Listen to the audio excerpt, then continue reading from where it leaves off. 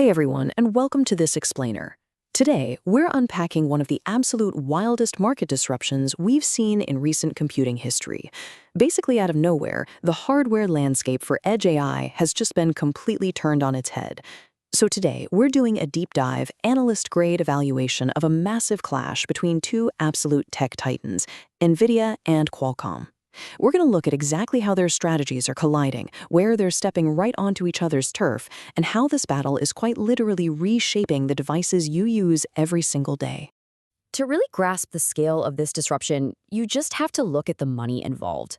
$20 billion. Think about that for a second. That is the staggering amount of market cap that Qualcomm lost practically overnight. And it was all triggered by a surprise product announcement from Nvidia at the Computex 2026 conference. Literally, one single keynote address sent shockwaves through the entire semiconductor industry, causing investors to hit the panic button. But as we'll see, the story is actually way deeper and way more strategic than just a simple stock drop. Here is our strategic framework for today's explainer. 1. The PC shockwave. 2. Nvidia's high-end play. 3. Qualcomm's efficiency moat. 4. Auto and data center growth. 5. Symbiosis, the silicon bifurcation. And finally, 6. The edge computing verdict. Section 1. The Nvidia PC shockwave. So picture this. Nvidia CEO Jensen Huang takes the stage and announces the RTX Spark, a completely brand new PC processor. And the market reacted violently. Shares of established legacy players started sliding almost immediately. Intel dropped 4%, AMD fell 3%, but Qualcomm, they took the steepest immediate dive, plummeting nearly 9.5% in pre-market trading. Nvidia, right, a company historically known for total data center dominance and graphics cards, was suddenly planting its flag directly in the center of the consumer PC market. Now, you might be wondering, what's the driving force behind this sudden invasion? Well, it's the shift toward agentic AI. We're moving way past the era of just asking a chatbot a simple question. Agentic AI refers to systems that can autonomously understand, plan, and execute complex workflows locally, right there on your device, no constant pinging of a cloud server required. But doing that requires a massive amount of local computing power, and it has kicked off an absolute race to build hardware capable of seamlessly running these personal AI agents directly on your laptop. Section 2. Nvidia's high-end PC play. Context is absolutely everything here. Looking at Nvidia's Q1 2026 revenue, a massive 92% of it comes from the data center. They practically own the cloud AI training market. But Jensen Huang? He isn't satisfied with just the cloud. He wants to control the edge too. He views the reinvention of the PC for AI as a shift just as significant as the transition to the smartphone. Nvidia wants to ensure that the heavy lifting of AI generation happens on their silicon, whether it's inside some massive climate-controlled server farm or sitting right there on your desk. And the philosophical difference between these two companies is incredibly stark. Look at these specs. Nvidia essentially just created an agentic AI supercomputer for laptops. The RTX Spark hits 1 petaflop. That's 1,000 trillion operations per second of AI performance. It draws up to 80 watts of power, which, by the way, is enough to comfortably heat your lap during a winter commute. It also utilizes up to 128 gigabytes of unified memory. By contrast, Qualcomm's Snapdragon X Elite, which is a highly capable chip in its own right, hits 80 tops. Nvidia is applying brute, power-hungry scale to the laptop, specifically targeting high-end creators and developers who need desktop-level AI rendering on the go.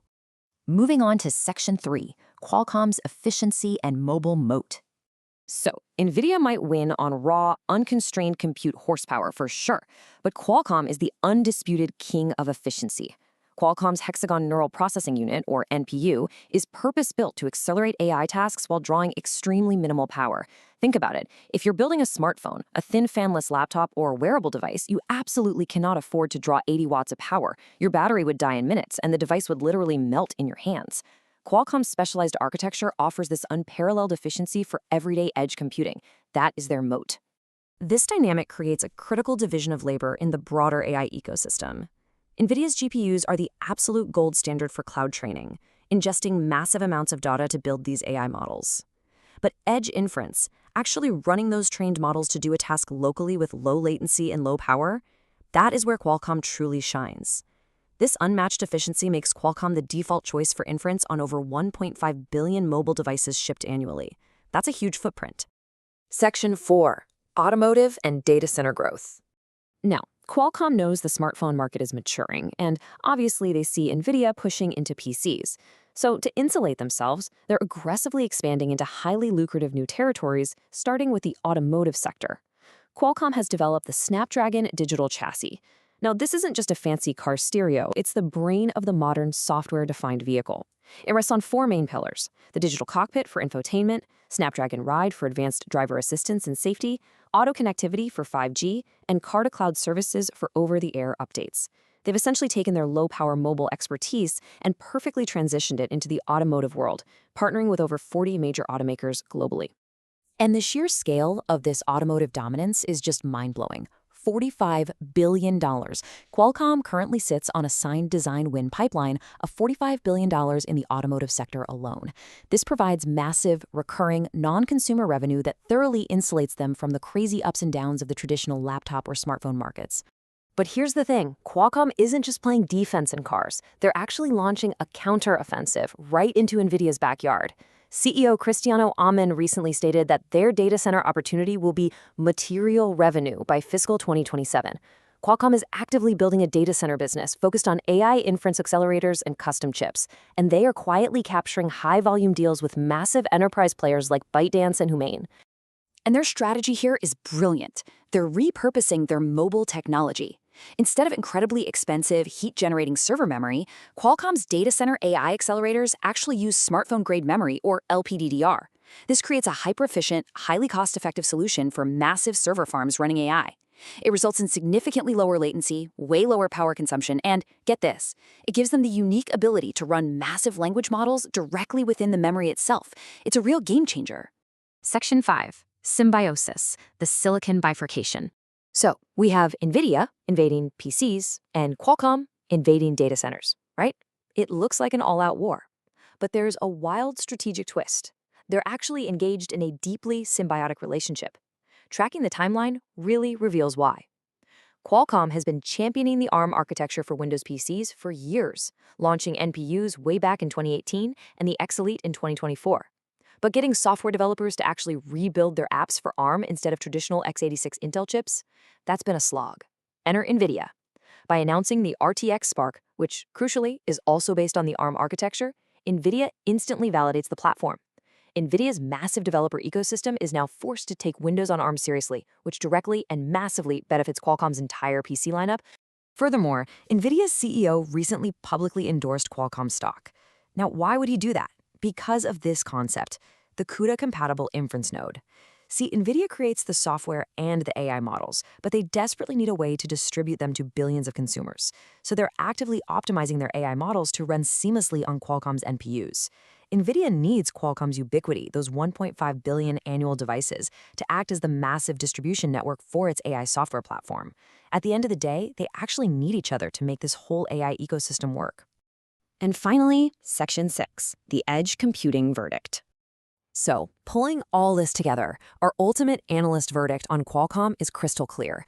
Despite that initial pre-market stock panic we explored earlier, Qualcomm actually offers a rare, undervalued anchor in the AI space. They've successfully transitioned into high-margin automotive markets, and they are making a very real enterprise data center push. Their whole Windows on ARM platform was just completely legitimized by Nvidia's entry. And financially, they traded a modest 22 times forward PE ratio, supported by a 1.88% dividend yield. They are shielded by an incredible efficiency moat, which leaves us with this final, provocative thought to chew on.